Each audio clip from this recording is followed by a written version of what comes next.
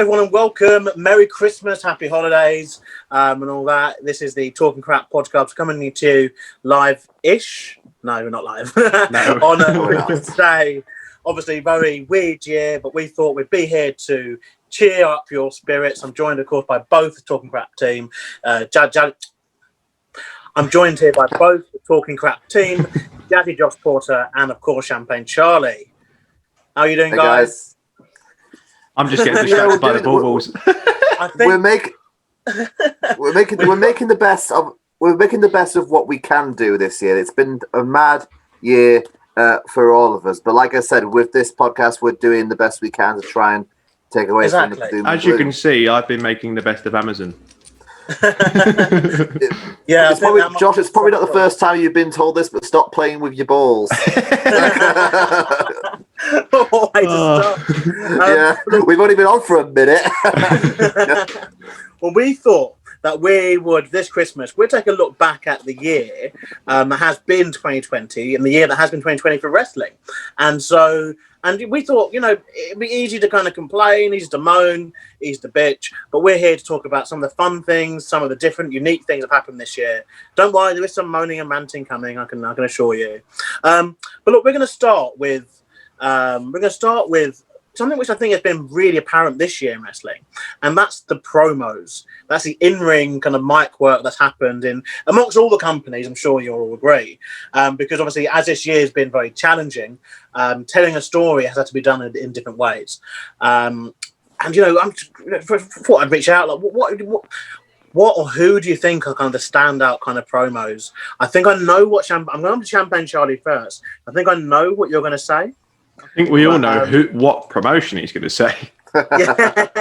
Well, for me, it's a big thing because in recent weeks it's been, the return of the cleaner. Yeah, the return of the cleaner, Kenny Omega. And every time Kenny Omega speaks, you pay attention to those kind of promos, especially bringing back the whole reference of the goodbye and good night thing. His old stint in New Japan. Yeah, exactly. And with the recent thing of him showing up on Impact, that promo he did on Impact when he was just in his tour bus, that was quite the kicker there for me. So yeah, I have to give it to Kenny Omega. Look, that's not who I think would say though. I know it's very recent. I thought you were gonna give it to the Jericho MJF stuff. I do love that, but.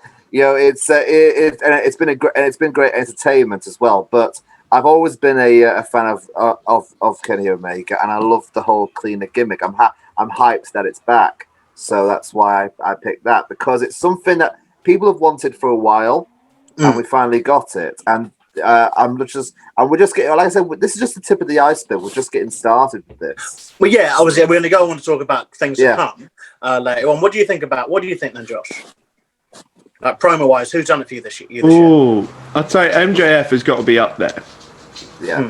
Although he's not had the best rivalries, if any, because he's mainly been doing stuff on his own. But MJF, I think, is one of the guys to watch when it comes to promos. Yeah.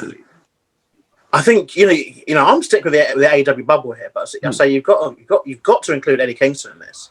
He's really good. He's really good. Mic-wise, he's been kind of what you need, and to give it a kind of fresh thing. I think in WWE there's some great talkers too. I think people like Rollins really got into that kind of good at early part of the year, and it's been interesting seeing how different people have done promos. Obviously this year, obviously without a crowd. Which I'm going to get into a bit later on. Randy Orton, for example, his method of promos has suited the no crowds because, he's very slow and methodical anyway. He's very kind of cinematic in his kind of approach, which, that was a little hint of what we're going to talk about next. Obviously, this year has been a year where we've seen wrestling done in many different ways. We've seen wrestling without a ring. We've seen wrestling in swamps. We've seen wrestling, in compounds, in fun houses. And in boneyards. So here we go. This might get some unsubs, but I don't give a shit at this point. Favorite cinematic matches of this year? Now, I bet you think I'm gonna say the EliteDeletion. Here's the thing: I did like that, but it didn't go the way I was expecting it to go. I thought it would have been a great way to launch Sammy Guevara, but it wasn't. And we did get some good, what's the word, cameos, like the likes of the Hurricane appearing and Gangrel appearing as well. But here's the thing: I've got to give it to the Boneyard match, actually, Undertaker and AJ Styles, because it was a great. Listen, everyone wanted to know how Undertaker was going to cap off his career at WrestleMania, and what with WrestleMania pretty much being only held from the Performance Center, they needed to try and find a way to do it, because having an empty arena for the Undertaker wouldn't have done it. It wouldn't have done it at all. So choosing a cinematic style match for the Undertaker's last WrestleMania match. That was a stroke of genius, and they really did a good job of it, I think. Okay, well, since you've stolen my one, I have to think. So I now go to Josh. What did you think? Undertaker Boneyard match was up there for me, but I'm going to go to NXT and say that Johnny Gargano versus Tommaso Ciampa, their cinematic match was my top one of the year. Yeah, I think it was interesting how they involved Candice, and obviously it was. It was done differently for NXT. NXT, they've explored a few of those, haven't they? They've had the Halloween House of Horrors one they had, and they also had the Parking Lot Brawl, which has cinematic elements at least to it. Since Ciampa and Charlie stole my one, I'm gonna go for the other one that took place at WrestleMania. I thought Firefly Funhouse was really fun. I thought it's not really a match though. That's the thing, and this didn't make sense to me because no one really won it. That's the thing. It's just Well, this is the thing. I think we're in the kind of Bray Wyatt kind of world. Like there was a winner, I guess, in the Fiend's world there was a winner, and it was interesting seeing like that level of creativity being displayed by someone. And obviously, WWE must have a lot of faith in someone like Bray Wyatt to enable him to do that, especially with someone like John Cena, who, as we know, isn't someone who pops back to do anything. Someone who obviously pops back when he's needed to. But look, I think it's something we're going to get onto a bit later on anyway. And I think cinematic matches are kind of here to stay, like to an extent. Whether Jim Cornette likes it or not. But the thing is, it seemed like in the summer that the more Cornette moaned and bitched about them, the more they just did it. Yeah, and not just like I said, not just WWE, AEW also. They experimented with a few of those. And could you imagine if Cornette heard us now? He'd probably try and bury us on the spot. Or if he just saw me. He just needs a screenshot of this video and he'd be like, "What is that?" You're probably ammunition enough, really. But there we go. Yeah. We've got Jingle Josh. That's what we got. We've got Jingle Josh. There we go. Let's go. Let's go then, Jingle Balls. Yeah. So moving on, we'll talk about some of the most improved wrestling and tag teams. So this year has been a weird year. Usually, WWE superstars, for instance, would wrestle 3 or 4 times a week, and they'd wrestle programs with people and be training with people, 3-4 times a week. This year, it's gone down to just television time, essentially, and so it's even. I'll say it's probably harder this year to improve than it had been in previous years, just because obviously the time isn't there. But in a weird way, I think there's been so many people that have improved and have benefited and have had fantastic years kind of coming off this. So let's start with you, Josh, Jingle Josh, sorry. Start with you. Who do you think, all tag teams, or females too, and who would you say has just wowed you this year with how much they've improved? I'm going to give a shout out to Motor City Machine Guns because although they haven't improved, but they have made a massive impact, pardon the pun, pun intended, in their return to Impact Wrestling. Because we thought for years that was them done. They were just going to have their singles runs across the globe. I thought Chris Sabin had just settled as a trainer in WWE in the Performance Center, but no, they made a massive return at Impact. But my standout tag team of this year, because obviously you know me with my tag team wrestling, it's my favourite, would probably have to be the Street Profits. Like, they are leaps and bounds ahead of what they were 2 years ago ahead of what they were when they debuted. Like, I'd say they are the modern day Crime Time. Oh, I'd give you that one. I see that. I'd give you that one, but I'd go past that because the Crime Time never tag champions. Sadly, no. Obviously, they were very popular though, and I guess in a way, a sense of like Crime Time, they had their association with John Cena for a little bit, and they were associated with main event talent. But they never were the champions themselves, which obviously felt a bit weird. I'd also say the Street Profits as well, yeah, definitely from their debut of obviously just doing backstage skits and promos to obviously then doing stuff with Viking Raiders to now actually having tag team matches. And I still think the one they have, the New Day Survivor Series, was probably the best WWE tag match, probably of the last kind of couple of years. Yeah. Really, and possibly the best match on the card, I'd say. Yeah, they stole the show, I think. What about you then? Coming to you, Champagne Charlie, what do you think? Who's most improved or most improved? Now he's been off TV for the last few weeks now due to an injury, but he's been rebranded due to him switching sides. He was originally formerly known as Luke Harper in the WWE, now Brody Lee in AEW. This new character and as the Exalted One, it's really been a push in the right direction for him, and it's given him more creative freedom. And also, he was the guy who squashed Cody Rhodes within like 6 minutes. Oh, we're allowed to say that now. We're allowed to call him Cody Rhodes now. Yeah, we are. Yeah. So, due to the fact of him just actually being allowed to do stuff, because I think he'd been asking for his release for like 2 years or something like that from WWE prior. Finally gets it, and he comes back in a big way. As in the way that he wants to be. So yeah, it was a great improvement, but also as a rebranding. So Brody Lee. Yeah, look, I'm going to go for, I think the women have all improved leaps and bounds this year. I was trying to pinpoint, earlier I was thinking in my head, like, who's kind of done it the most? And I guess at the top of the list is Bayley and Sasha. Like, they took the women's division, definitely in the summer period where they were both double champs and, doing so much good faith for women's wrestling, I think. But then even on NXT, Io Shirai, like the main event of Takeover in Your House was incredible. And people like Charlotte and Becky being involved at the earlier stage this year, and to think that they left, after WrestleMania basically, there was no Charlotte Flair or Becky Lynch involved in any of the women's division. It was a bit thin on the ground actually for a while. Yeah. But to obviously have Bayley and Sasha be able to step up across all three brands, because when they were women's tag champions, they were defending the belts in NXT, as well as obviously on Raw and SmackDown and pay-per-views. It was really incredible. And I don't think, male or female, has been kind of anyone who's matched that this year in terms of that sheer kind of work ethic they put in. And I think we'd be amiss without saying this, but fucking Drew McIntyre. It took way too long.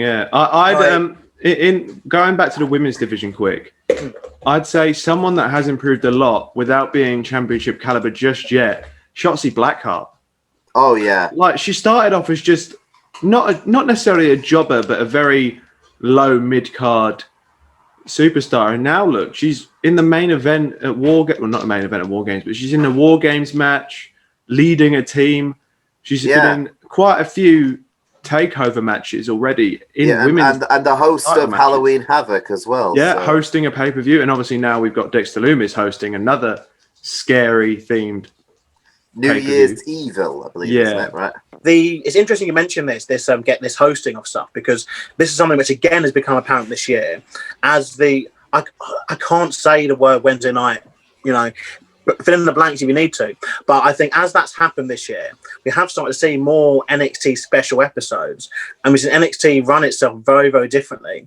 Obviously, because of the thing in the world that's going on, they have separated the NXT Takeovers from Survivor Series and SummerSlam weekend, and so they all ran separately this year, which was unique and different. And we saw takeovers happen in different months. But in addition to that, like you said, you had like Great American Bash. But AEW, they love a themed episode, don't they? They love a themed episode. They will theme anything at this point. They had their own Bash at the Beach, I believe, at one point. Yeah, and then they had the Fighter Fest. They had the Jericho Cruise as well at the beginning of the year, literally right before this madness kicked off. Yeah. Well, the Jericho Cruise wasn't an AEW show, but it was kind of sponsored by AEW. Because the Jericho Cruise was the year before as well.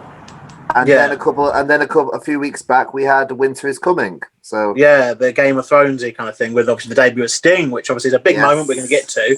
We're definitely going to mention Sting on there. But yeah, no, I think a lot of people have improved this year. Throughout all the companies, and it's interesting that obviously we're talking about something like the Moxie Machine Guns as well earlier. It's interesting that obviously there's not now this cap of, okay, you stop being good at this age, or you stop being good after this amount of time, because again, like Randy Orton, someone who, or you're only as good as this when you did that kind of thing. So. Yeah, I think a lot of that stigma's gone now, and obviously we have to face the fact that a lot of these wrestlers, obviously like someone like a Randy Orton, someone like a Kenny Omega for AEW, they're going to be parts of that company now for the next 5 to 10 years. We're not in the 80s anymore, where people were tired in their early 40s, whatever. People like Randy Orton is main eventing, Kenny Omega, etc., main eventing in that spot for the next 5 to 10 years. So we have to get comfortable with it. But look. Obviously, that's all right. So next to discuss is storylines. Obviously, wrestling's nothing without the stories involved. Obviously, some of the wrestlers, obviously, they mentioned have been in part of some of the great storylines this year. What's been your favourite kind of storylines? I'll start with you, Champagne Charlie. Oh, this is one that's really stood out for me. Is this whole new persona that Roman Reigns has been doing? The whole tribal chief, head of the family kind of thing. I mean, WWE has not been doing, I hate to say this, has not been doing well recently, and obviously the ratings on Raw showed that.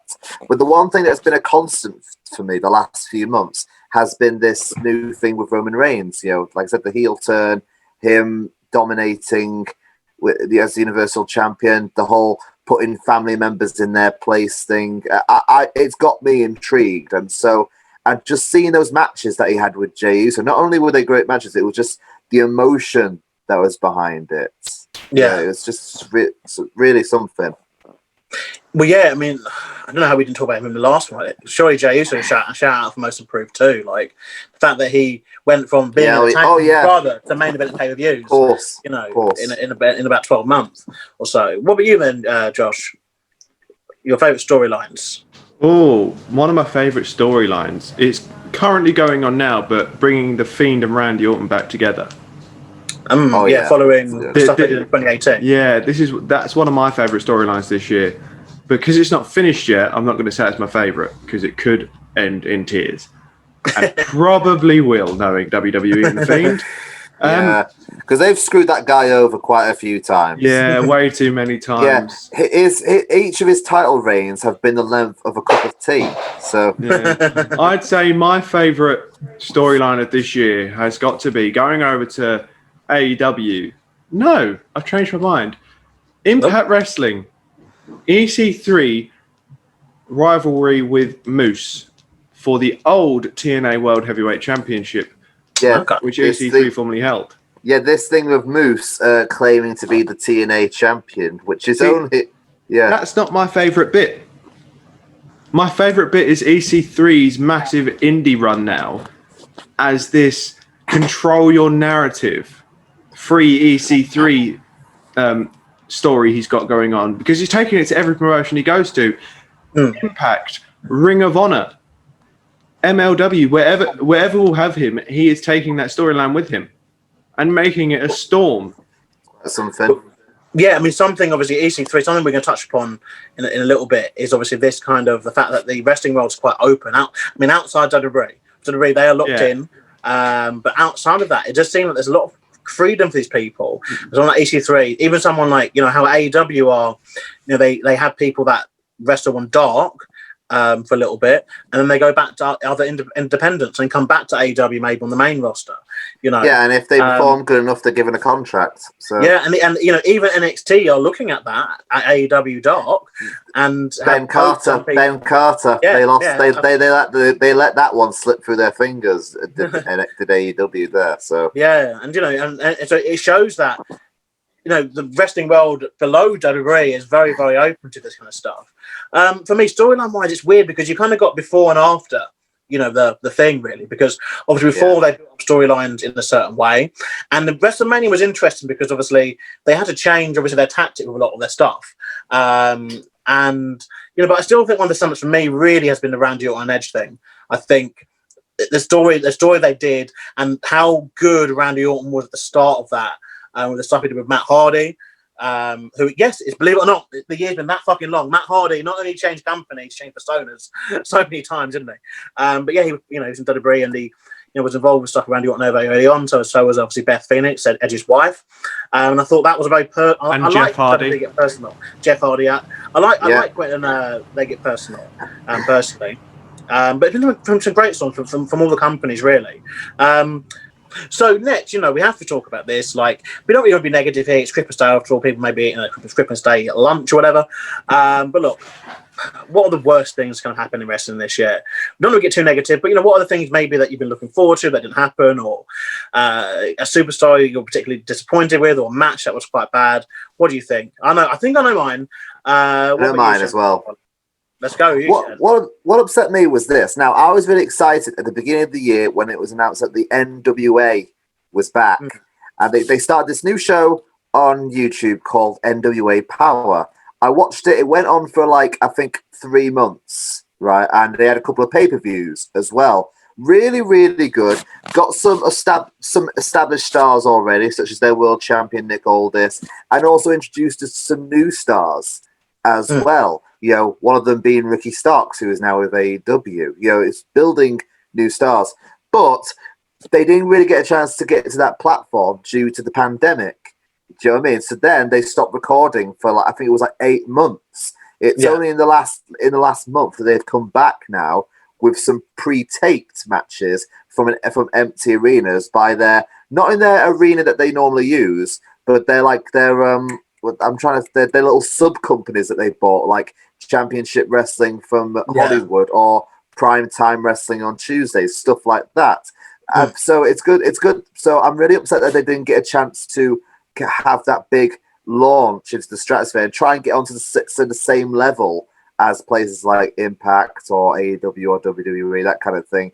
So basically, they've had to start all over again and try and build it up again, because during the pandemic, they lost a few of their stars. So now, like I said, they've had to restart from scratch. Yeah, pretty much. One of many companies have to do that, to be fair. What about you then, Josh? Oh, there's not really much. It's only a small scale thing, but the fact that we couldn't record any more episodes of Demolition after lockdown 2, that was a bummer for me. Because I've not really got much to complain about in mainstream wrestling, honestly. Because I've got to give credit to every single promotion that was running during every lockdown. But I couldn't be disappointed because we still had wrestling going on. You didn't have to rewatch anything because it was still constant. That was my only disappointment, was the fact that smaller scale shows had to be cancelled. Yeah. Because here's the thing, right? With it, pandemic or not, it's still a great time to be a wrestling fan, because wrestling is on 5 or 6 times a week now. If you look at it. So. Yeah, I think the thing I'm most disappointed in personally, really, has been some of the fan response to stuff this year. Absolutely. I think as much as it's been bad in previous years, I think this year it's been awfully bad. And don't get me wrong, some of the action that some of these companies have done, particularly WWE, and they have got a lot of shit kind of coming out of that company at the moment, has been obviously bad. But as fans, it's a bit do you even like wrestling? Do you sure? People will moan about absolutely anything. I think and obviously, everything. Absolutely anything and everything. And it's just great that there is now a product kind of for everyone, I guess. I think in terms of obviously some of the stuff I haven't enjoyed as much, I guess. I didn't really think much of the Stadium Stampede match. I was looking forward to it, and it wasn't something I enjoyed. Champagne, we kind of spoke about some of this stuff before, but I've always felt that AEW sometimes is just too goofy, and I can't take it seriously. To be fair, I think that was brought in just as a substitute because they couldn't do the Blood and Guts match. Blood and Guts, yeah. Obviously, this is the thing. This is the thing, to talk about our next topic, to introduce it. So talk on links in, but there are some things, to be fair, though, that I think have been better in this era, and that we've seen some things done differently. We touched on it earlier with the cinematic matches. I do believe that those matches would not have happened had there not been the Global Bastard, at the moment going on. I think that if they were able to have fans at WrestleMania, we would have seen an old man Undertaker try his best to recreate what he had with Shawn Michaels, 10 years ago with AJ Styles, and that would have been potentially another Goldberg moment. Probably better because AJ Styles, not Goldberg. But I think one of the things that is better, and it's something which it's like really kind of small, but you only really notice it when you compare it to obviously with fans, is just the kind of presentation of wrestling. I think they've all had to adapt the presentation. Like WWE, obviously they worked hard to get the Thunderdome, fair enough, but before that they were working hard on at least trying to make it look like there wasn't the situation going on in the world. If that makes sense. So it was like when you watch wrestling, it was still very much the world didn't exist in this place. And AEW did it too, though, as time went on, we started seeing masks and we started seeing kind of more kind of things, it takes you out of it. But then that's something which should thing. In terms of matches, though, I think they've got better at, WWE in particular, have got better at having shorter pay-per-views. Mania over 2 nights was a blessing. Yeah. And having pay-per-views end after 2.5 hours, 3 hours, a blessing. But anyway, over to you guys. I think I've said a lot of things. But what things that you think have been better in this current era of no fans? I suppose it's been the willingness to experiment with matches. I mean, you mentioned the Stadium Stampede before. They couldn't have pulled that off if they didn't have the extra space of no fans being there. Do you know what I mean? Yeah. So, because if you notice, they've been going out into the arenas, they've been going out into all these backstage areas. Now they've done that in the past, but they've done it to a much bigger level. So, been the rest willing to experiment with their surroundings for those kind of matches, if that makes sense. Yeah. Josh? Anything that you think's been better? Oh, I'd say using the talent that they had available. Because beforehand, they were only using people that would pop the crowd, but having no crowd, they were able to just kind of experiment with smaller talents. Absolutely. Yeah. And it just made it feel a lot better because they had all of these people on the shelf, all of these people waiting in the background that they could have used so much more. For example, Shotzi Blackheart. The Street Profits, Bianca Belair, Liv Morgan, they've taken all of these people that were borderline jobbers and turned them into near enough a main eventers. Yeah, I think, this stems as well, again, coming out Black Wednesday, which obviously was an awful thing WWE did right at the start of the Global Bastard, where they released pretty much half their roster. Stemming out of that, I think what we are left with are people who WWE actually want to use. And so you have seen these people given opportunity. A shout out to the network as well for kind of showcasing this. They've had stuff like Liv Morgan documentary, which they let her kind of, basically produce, put together. So they have showcased these people quite a lot. And you're all right, there has been some more opportunity given. And I'm liking that there isn't the automatic rematches, but there is obviously still people who get the preferential treatment to these matches. Randy Orton, he got about 4 shots at the title. Absolutely. But yeah, I think there are some things that have been decent, coming out of what's happened. So now we get to the kind of the big two. We're going to link them together because our final thing about this year before we look forward to 2021. Obviously, as well, if you are liking this, if you're liking this content, please like, share, and subscribe. We've got content coming on Facebook and YouTube on a weekly basis. But yeah, the big two. The best champion in wrestling for the year and your favourite match. So, or your favourite champion. Let's say favourite. Best implies that you think, there's a ranking system, whatever. Your favourite champion in wrestling and your favourite match of the year. Let's start. Do you both need to think about it, or do you? No, I know mine. I've got an idea. Yeah. Okay. So your best champion in wrestling and your favourite match of the year. Let's go to you then, Champagne Charlie. Okay. The best champions of the year, in my opinion, I'm a big fan of the tag team division in AEW anyway. You know, I think they've got the best tag division currently, and they're slowly building new teams right now as well. You know, to getting ready to take those spots, because it's only a matter of time before people like SCU and all that, you know, have to stand down and take a background role, which they're slowly starting to do.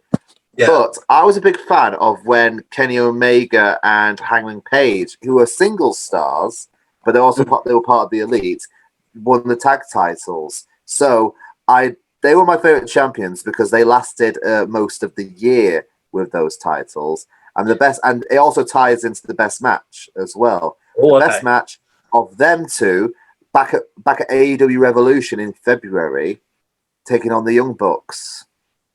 Which I believe got back in February, but January. Yeah, got 6 stars. Isn't it? Yeah, which got, I believe, 6 stars from Dave Meltzer, I believe. Yeah. So 2 birds with 1 stone. Dave Meltzer is addicted to AEW. Yeah, he is, much to Jim Cornette's probably thrill. No, I think some great choices there. I think AEW have shown that tag teams wrestling is important to them, and it has also shown, obviously, coming out of Black Wednesday, how fucked WWE are with their tag teams. The fact that the OC, Major Brothers, Revival, you know, all go within like a month is madness. Yes. But yeah, coming to you then, Josh. What do you think then? Best champion, your favourite match? Best champion? I don't really have a favourite champion, if I'm honest. We have a group. We have a couple new one. I think, in regards to my favourite champion, I'm only going to go with this one because they've always been my favourite tag team ever, and will always be. Motor City Machine Guns. They returned. They won the tag team championship the second time they've ever won it.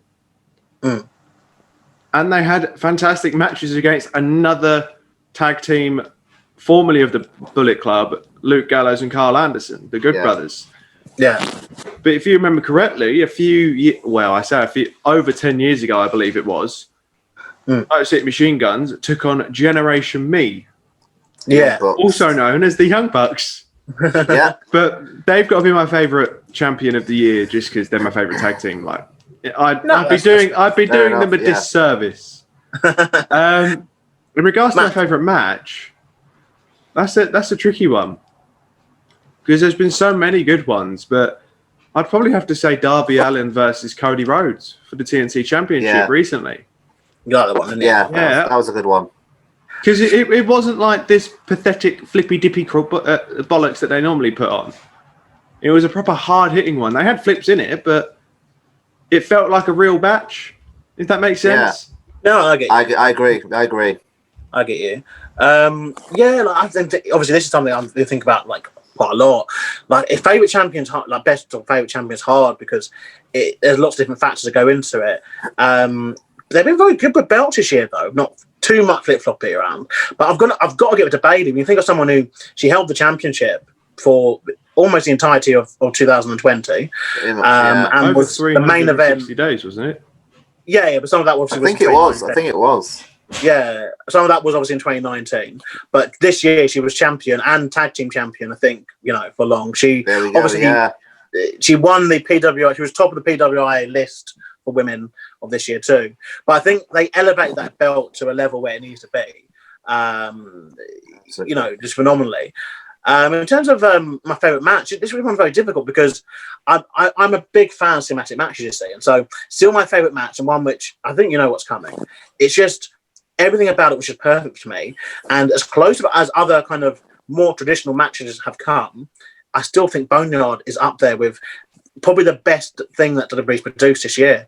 I think it just for me, I know there's people that don't like cinematic matches. I know there's people who go, it's not wrestling, blah, blah. So if I have to then move to something which is wrestling or is something in the ring, so to speak, the 2 matches I always go to for this year anyway, in WWE again, it's a triple threat match from NXT Takeover in Your House, the Io Shirai, Charlotte Flair, and Rhea Ripley. Like, my God, what a match that was. And it's one of those things where what I love, again, something actually that's better in this no fans era is both companies, but more WWE in this respect, have just gone, well, really let the women, if they deserve to be on last, they'll be on last. And it's happened with both NXT and WWE on the main roster, and they've let the women obviously have it. And this was probably one of those moments for me. I was like, wow, like it was an incredible triple threat match. I also actually really enjoyed.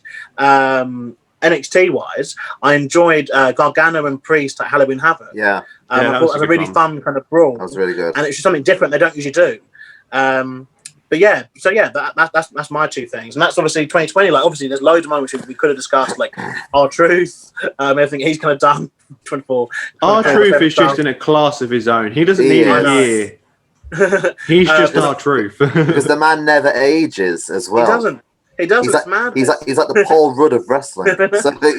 So but I swear he grows more dreadlocks every year. Oh yeah, yeah, he does. Yeah, just a new one for every year he's been around. And of course, obviously, we've had Sting debuting in AEW, which was a big shocker. That was something. That was something else. Yeah, that was probably one of the best debuts of the year. I think probably the best debut for quite a while actually. And the fact that, look, like I said, like, you know, Champagne, you touched on earlier, we're getting so much wrestling, you know, every single week, and it's phenomenal. As we move forward, and we look forward to 2021. I can't believe I'm saying that, and it's a real year. I know, yeah. But 2021 is next year. What are things, you know, that you want to see happen in wrestling in 2021? Can I go first? Yeah. I want to see, like I said, I want to see WWE listen to their audience. That's one thing. We can hope. Yes. Well, they're going to have to if they want to avoid the shit results that they got this past week. Because I'm looking forward to seeing what this so-called edgy content is going to be that USA wants. So that'll be interesting. I want to see the I want to see the NWA get their full shot, you know, to come back properly. Do you know what I mean? I want to see that. And as far as AEW goes, I want to see them really push some more of their talent, you know, because they've got the talent there. You know, I want to see not just people from WWE coming in and winning titles. I want them to really grow and push some of their own talent. Yeah. One tag team that I really want to see get a push is because I love this tag team. I just love the dynamic. I want to see Jurassic Express, you know, get a push, you know, win those titles at some point. I really do. They've got the Acclaimed who are having a tag title match this coming week, so I'm looking forward to that. You know, I want to see more of the homegrown talent, you know, climb the ladder a bit more. Yeah, I agree with that. That'll be one of my points to be first. You've taken that kind of off my list. Josh, what do you think? There's a few bits, but I'm going to try and keep it brief. Brief, not brief. There's no th in it. I want to see EC3 pick up a world title somewhere. I don't care what promotion. I just want to see him pick up a proper world title, not the TNA. Like Impact, yes. Yeah. But I want to see him pick up some form of singles title and have like a year-long run with it and take it to multiple promotions. And I want to see more promos from him. Yeah, talk about this. I mean, you know, touch on it very, very quickly, but obviously we are looking into a year where, you know, potentially there are going to be some crossovers. Like, so EC3, Kenny Omega, there are people who I feel, you know, they have the charisma definitely to carry that. You know, I don't know how you guys think, but I think definitely they have the charisma to carry that. And it could be a good thing, especially as next year, hopefully, cross fingers, you know, we start to see obviously real fans kind of back more regularly at these shows. It could be quite a way to get butts and seats kind of thing, to get restore faith. Yeah, can I tell you something? Like I said, with this whole thing of Kenny Omega probably going to collect championships, I said this on Gorilla Press this past week. Yeah, you know, you can imagine some of the possibilities of matches there. Like I said, Kenny Omega versus Naito in IWGP, Kenny Omega versus Rich Swann in Impact, which is probably going to happen sooner rather than later. Probably after Kenny Omega versus Rush in Ring of Honor, and this is a dream match I never knew I wanted. Kenny Omega versus Nick Aldis. That would be pretty cool. That would be a shout. Yeah, that would be like on the same level of Flair and Steamboat, I'd imagine. You know what I mean? So yeah, it's very much a wrestler's wrestling match. If that makes sense. It's one of those kind of tapes any match, I guess. Yeah, they could go a full hour, I think. So probably would. They probably would do like a draw or something. Yeah. Going back to my Christmas list, I want to see the Rebellion return to DKW. Yes. Good chat. Soon, hopefully. That'll be a nice touch because obviously being former DKW tag champions, Yeah, they are. And I'd like to see them make a return. I'd like to see some Talking Crap merch go on the Get On Your Gear website. I'd like for Talking Crap to get some ads. Ads? Yeah. In what sense? Monetization. YouTube ads. Yeah. But one more thing that I'd like to see is fans. Fans. Yes. Again. Bring back that atmosphere. Absolutely. You have no idea what it's. I mean, everyone. We all three of us know what it's like, but those who have never wrestled, you have no idea what it's like to walk out on a stage somewhere and to hear the fans either boo or cheer you. It's one of the greatest feelings in the world. Obviously, when it comes to wrestling, I wouldn't know, but MMA, I would. Yeah. But I want to get back in the ring again, that's for sure, and face some of the new stars that we've got, and face and also some of our established stars that we've got at DKW. So okay, I know I said one last thing, but this really is the one last thing. I want to see Karrion Kross and Kyle O'Reilly pick up some form of singles title again, because Karrion Kross could have taken the NXT title so far. Absolutely. Finn Balor is going to be doing that in his place, but Karrion Kross could have taken it to new levels with his type of wrestling. And Kyle O'Reilly is on a very similar wavelength when it comes to his in-ring ability as Karrion Kross is. Both very technical, both very MMA styling. Yeah. Well, look, as we get onto my list, my kind of list basically was one of the points champion already said, but I do hope AEW develop their own kind of stars. The second point is that I hope NXT changed their champion from what it is. I think Karrion Kross was a direction to go, and I've said this to you a few weeks ago, Jock, where I think that we're getting to the point where they've had, all the flippy indie kind of shit that people they can't believe. And I know I don't want to sound too cornetty with this, but it is true. Like people see moves like the DT onto a ring apron with someone kicking out, and they go, how? And 20 years ago, now that problem when it was the Rock and Stone Cold, or when it was Hogan and the leg drop, it was like, okay, that makes sense. But anyway, I don't want to digress too much from it. But I think, Karrion Kross could have taken that NXT Championship to areas where it needs to go. And I think in terms of presentation, in terms of kind of it being different, it's what NXT needs.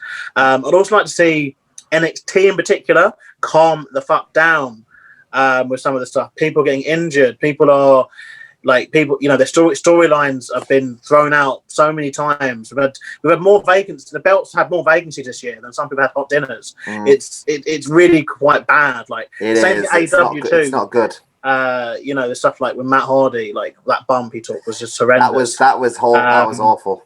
And so I'd like to see that kind of back and the focus going back to the stories. But I'm looking forward to 2021. I think, hopefully as we get over the global bastard into the spring, we will see as well that beloved, that coveted, I think everyone's thing is, give us the fucking fans. Please. Give us the fans. We need them. We badly need them. But look, that's been 2020 and we are looking at 2021. We're going to end this. We'll be very quick with this, but we are going to do our Royal Rumble forecaster. In this, we're going to predict who we think will win both the men's and women's Rumble matches that take place, of course, at the end of January.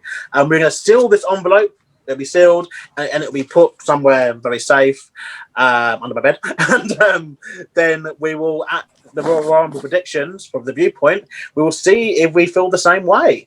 So let's start with you then, Champagne Charlie. Who do you think will win the men's Royal Rumble match? It's really tough because it's when you're in this kind of situation, you're always trying to think, of who could possibly, get that void there, for challenge for the championship. I'm going to think outside the box. I'm going to say The Fiend. Oh, you think The Fiend will win the men's Royal Rumble? Yeah. Hey, Porter, men's Royal Rumble. Who have you got? See, this year we had someone from Raw win it. So I'm going to go over to the SmackDown side of things. Okay. Wait. Which one's... Is it Otis that's in SmackDown? Yeah. I'm going to go over to SmackDown and say Otis is going to win. But if Otis doesn't win, I'm going to give it to Tucker because Tucker hasn't done much since since jack shit. rivalry of Money in the Bank. But I'm going to say either Otis or Tucker, preferably Otis. Okay, I don't know how you got to that, but let's see. This is bloody hard because there's some people they might be saving. When Orton won the championship, I thought that maybe Edge was coming back to win the Rumble. That's what I felt. But obviously now they've moved on in a different direction.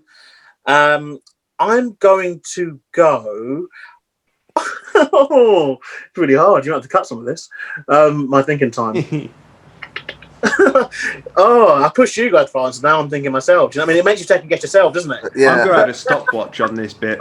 I'm gonna. Can we do like the countdown clock? That kind of thing. Yeah. Boom.